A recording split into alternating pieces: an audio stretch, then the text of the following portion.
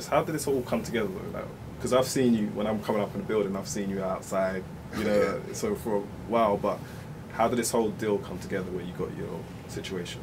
We had the night.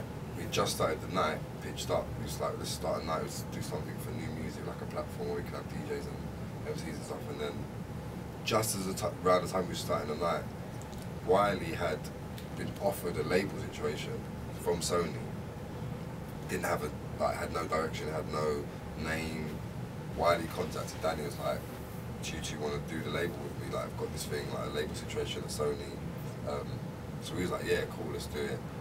Then Wiley's obviously, he wants to do it because he likes the idea. He's always, one of the things he's always said is, oh, we need a label, we got to do this. Like, he's always had that kind of like, I remember like 10, 12 years ago when Dame Dash was coming over and like taking Wiley to his house, and like, that's when it kind of started, like, we got to be like Dame Dash, like, we got to build a thing. Like, he was on that from then. The process of these things are too long-winded for him. He's a creative person. He has to, things have to happen like that for him.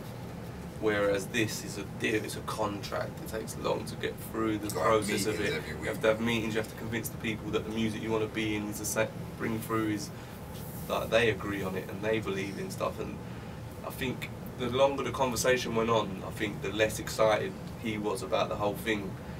But I still see the big possibility that, you know, I could see the bigger picture in it, and I was like, we still need to crack on with this anyway.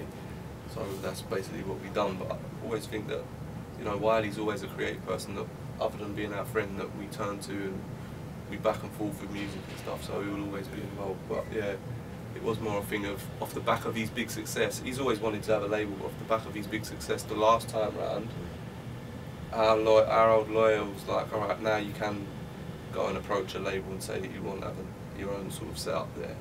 And that's how the opportunity first come about.